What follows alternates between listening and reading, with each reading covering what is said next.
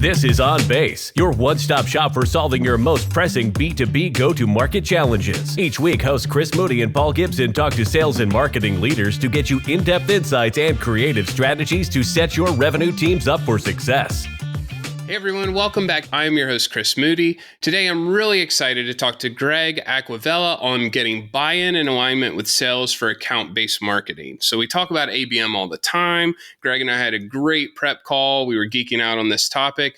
Greg, really pumped to have you on the show. Welcome to the show, and please tell everyone about yourself. Yeah, Chris, thanks for having me. So happy to be here. A little bit about myself. I've been in the ABM world for maybe more than 6 years, and then in marketing for more than 12. I currently work at Devo. And so Devo is a security data platform that provides integrated SIM, SOAR, and UEBA that's infused with AI and automation. Yeah, I'm really excited to dive in here and, talk about what we're currently doing, because we're doing some fun stuff, man. We're doing some really cool stuff with our sales team here and with our marketing team, with how everything is integrated and aligned. I've been at a few companies, and I got to say, this has been a really cool area to be in, because this one company that I've been at for a while, we've been able to get alignment that I've never seen before. So it's super exciting. Can't wait to dive into that topic. I know one thing we were talking about too before we hit the record button was helping folks move from a lead-driven world where we're only talking MQLs and SQLs into account-based. So I'd love to hear why Devo needed ABM and what your experience was like helping to launch account-based strategies. Yeah, that is a very interesting topic, right? Because like all the analysts like Gartner or Forrester, they've mentioned this a lot. Like, how do you transition from a lead gen model to an ABM model, right? That's nothing new. And one of the things that we constantly view leads as, because we do still count them, we still look at them, but the biggest mindset that we need to really kind of embrace is that they are leading indicators of something, right? And they are indicators of success. They are not the definition of success, but they are a leading indicator of what good looks like. And so one of the reasons why, at Devo, we implemented an ABM program, at a global scale around 2.5 years ago was, multifaceted, right? We have a complex buying cycle that is not only long, there are a lot of different committee members. Our deal sizes are very large. And so when you look at that entire framework, ABM is the right next step, right? It's not going to be a short, you're buying a SaaS subscription for, $10K, right? That's a totally different sales model. And so for that, we really wanted to get targeted, get inside these accounts and really, determine where we can make the most impact. And ABM was the solution for us. Great. And we both know this. We obsessed over this when we talked before. But, the M in ABM marketing, right? It's problematic because it doesn't always mean we're working well with sales. And I know that this is something you've been doing a really great job of at Devo. And I'd like to hear about the biggest challenge you've had in aligning with sales and how you've worked to solve that. I don't have any problems aligning. No. So you're totally right here, because when everybody references account-based marketing, it's so much more than just marketing, right? It's ABS because it's account-based selling. It's also ABC for account-based customer support or customer success. It's ABX, a customer experience, right? So ABM encompasses so much more than marketing, because if you're doing it well, you're working across the org, across multiple functions, and getting everything, bought in at the right time and getting everybody aligned to a singular, goal and output. And so that's really kind of how we treat it here holistically, not only from, the marketing side and then to the sales side. And then we actually take it a step further post-sales into, our customer marketing or customer success side of the house. Awesome. What have been some of the results of that alignment and working together? Yeah. So, I'll tell you a fun story. And this is something that kind of has stuck out, and it has nothing to do with what you asked, but I'm going to tell it anyway, because it's pretty cool. And it has to do with alignment.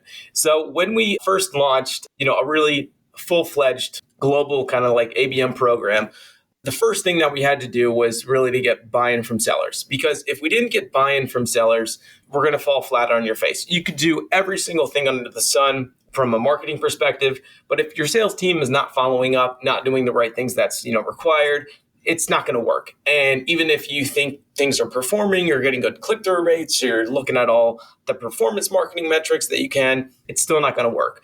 And so what we did from day one is, I got a group of RSMs or AEs together and to try to pitch essentially this idea behind them around, going after some targeted accounts that have a high ROI, but is going to require a lot of effort with, some alignment.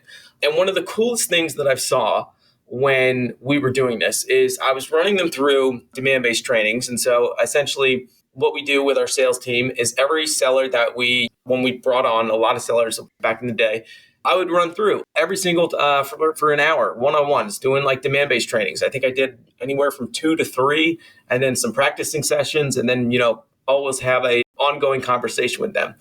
And I would do that until I see a singular moment that is so clear, and it's this little light bulb moment that goes off in the seller's head. And it's almost so apparent that you can literally see it in their eyes, and they go, holy shit. They see the value of not only what we can do with Demandbase, but then they transfer that knowledge and say, okay, I can actually go use this data to sell and be more targeted and be smarter about what I'm doing on my side. And then once I see that light bulb go off, it's very easy for me to be, perfect. Now that you got this down, I'm going to do all of these things to support you on the marketing front. And that is one of the best payouts I think you can get when it comes to trying to align, sales and marketing. I love that. I really love that you did actual meetings and sat there and worked with sales, because the question I wanted to ask next was, what would you say to teams that may not be fully aligned with sales, or that they think they're doing true ABM I even struggle with the acronym when we're talking about this, right? Yeah. They think they're doing great account base and may not be having that communication, that FaceTime with sales like you were talking about. What would you say to the teams that aren't fully aligned and what they should do? Probably the biggest thing that I would suggest is, schedule weekly one-on-ones with each rep, not at a group level, not at a group setting, but just on a one-on-one with the rep to get an understanding around, the accounts that they want to go after, some of the problems that they see, trying to break into an account, and really show that you're devoted to really help them win some deals. Because at the end of the day, when you shift from that lead mentality mindset to a true ABM go-to-market motion, both sales and marketing's, all of our objectives are the same, right? All of our objectives are to build pipeline. And when you have that alignment, especially at the leadership level, and then it trickles down, it's very easy for that collaboration to happen. And once you kind of do those things kind of repeatedly, you'll get into a very easy cadence where you'll be meeting with reps, or they might come to you with ideas around how to get in front of an account. And that's when you really, I think, won the ABX game, we'll call it. And one of the best things that happened to me is maybe 6 months in, I had one rep come to me. His name's Fred. I call him that all the time. Fred came to me with an idea. He's like, Craig, I really want to run this report in Demandbase. It's looking at opportunities, but it's overlaying intent. He's like, is there a way to do X, Y, and Z? And by the fact that he's thinking about this, right, and leveraging this data for his own output is essentially the definition of what alignment should look like. Because he's bringing me now ideas, the one that I should be providing him with, right? I should be providing him with the reports. But if he's starting to think and have those, things in his back pocket that he can be like, what if I try this out? That's when, you really won. I love that so much. I was tempted to ask a follow-up question about that two-way communication in the dialogue, but you just nailed it. I mean, you're going to learn things through that communication and that interaction that it's just not going to happen if you're sending out an email or a Slack or a message on Teams versus actually talking to someone. Right. And I will say we do have, I call it our account intelligence engine. And we have essentially what that is we'll take anything that reaches an MQA stage account. We'll, break it down and say, all right, this account, first off, we'll send you a Slack message that's automatic that says, all right, this account reached this stage. But then we'll also provide some follow-up material around, this account did X, Y, and Z in the past, 30 days. In the past 7 days, they were on this site. They were on our documentation page or, whatever it might be. And so it's that continuous kind of account intelligence engine that you can have and you can easily spin up with what you already have probably going on if you have Demandbase. That's just an added benefit because it also reinforces the fact, even if it's automated, that you're providing your sellers with insights that they care about. And so then when you eventually meet with them, you can then say, oh, by the way, did you talk to Verizon the other day about whatever happened on our website or whatever the case may be. Yeah, that's great. And I want to follow up on pipeline. You talked about pipeline and marketing looking at pipeline, sales looking at pipeline. I know that there are some marketers who listen to this show that may be in organizations where pipeline might not be their focus, right? Now, I think we'd both agree it should be, but I know that I've been acquired into a company where there was a different system and they didn't have a great account-based solution at the time. So they lost visibility, marketing did, at the MQL level. So it was quite literally that handoff and then a huge gap where sales had their metrics and marketing had their metrics. So if we put ourselves in the shoes of marketers who may be looking at success as MQLs, what are some ways you think they could start to think about pipeline, even if there might be measurement challenges or they're not talking to sales today? Like, what would be the hand on the shoulder? It's going to be okay, pal. Like, here's what we need to start doing, even though you're in an MQL world. Yeah. So one of the easiest things I could think about that we do today that would be, first off, I would say always look at the pipeline, number one. Yeah. But if you are in that position, one of the easiest things you could do, assuming you have access to Salesforce, which I would imagine, or whatever CRM you're using at the time, take a look at the accounts that are, open, the opportunities that are open.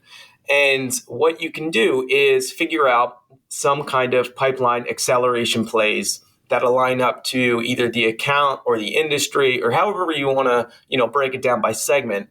Because what we do here, which still correlates right back or, to whatever your MQL kind of mindset could be, is running plays that are more along the lines of account acceleration.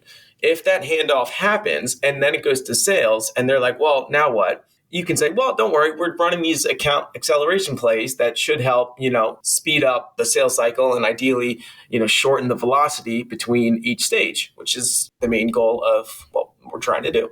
Love it. Let's jump to the industry, and then we have a couple quick hitter questions that I think you're going to like. Okay. Are there any thoughts or changes you think the account-based industry should make to better align revenue teams? Yeah. So one of the easiest ways, when you put yourself in the shoes of a seller, they have at any given time, if you look at an enterprise B2B SaaS company, or even just, mid-market SaaS, they still probably have, if you're an RSM or an AE, 6 different platforms that they could log into. I mean, you probably have SalesNav, you probably have ZoomInfo, you have your CRM, you might have an additional intent tool, Demandbase, you have all of these different things that you can leverage. And then it's a matter of, okay, what am I going to do today? How am I going to prioritize? And how is this going to help me really hit my quota? And that's at thinking as like an RSM. Their main goal, right, is they want to hit quota and go to, President's Club. And in marketing, we're here to, help support that. So the biggest thing that I can see your space, Demandbase, in the ABM world or ABX world, call it, is to fit into that and just plug into that in a way that is not necessarily an additional point solution, but just integrated into their day-to-day. So I'll give you a real example. We just rolled out sales intelligence here at Devo, right? And so I was super excited about it, went flawlessly. We now have, the Demandbase iframe. We have the sales intelligence aspect of it.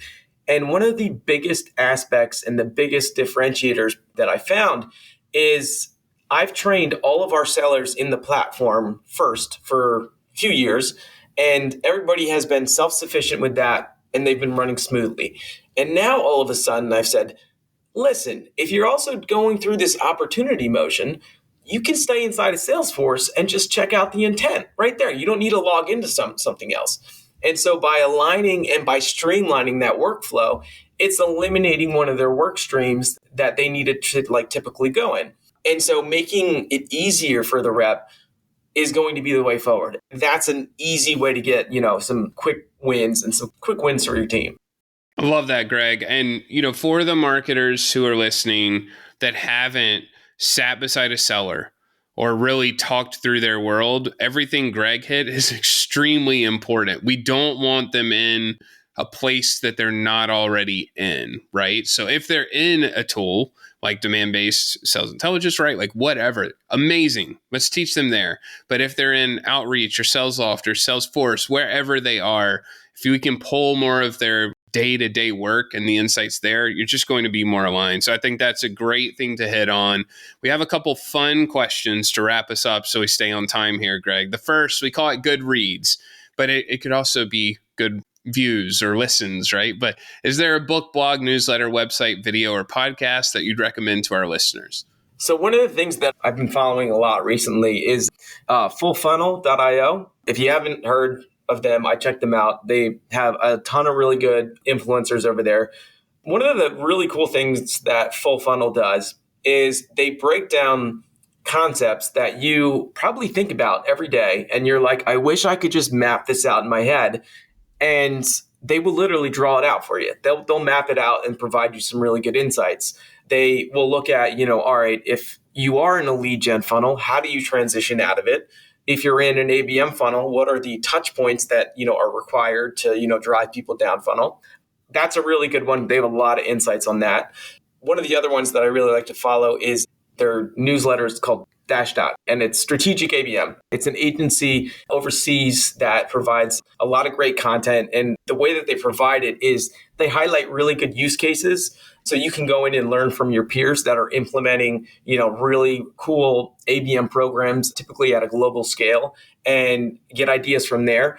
I spend a lot of my time, trying to learn about what other companies are doing, because there's a lot of people that are doing these fantastic fantastic solutions, but might just not be as vocal about them as they are. So when they get the chance to be highlighted, you can really dive in and say, I never thought about that, or I wouldn't approach attribution like that, but let me see what it does.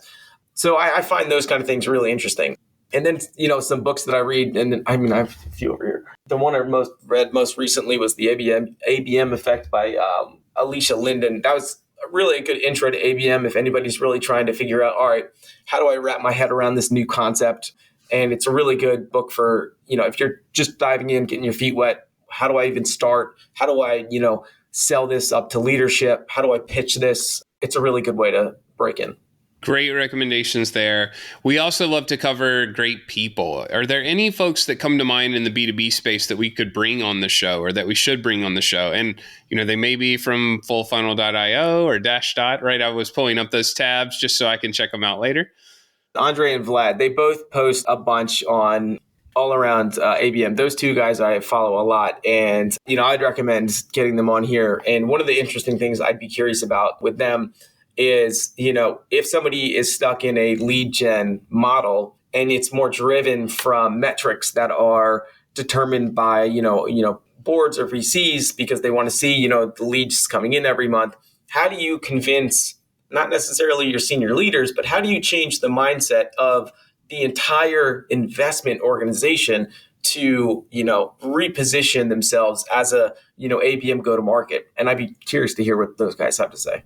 Great. Love the suggestion there. Thanks so much. And then the most important question of all, how can everyone get in touch with you after the podcast? Yeah, reach out to me on LinkedIn. Shoot me a DM or, connect with me. I'm always happy to, have a conversation. If you want to bounce ideas off of me, let me know.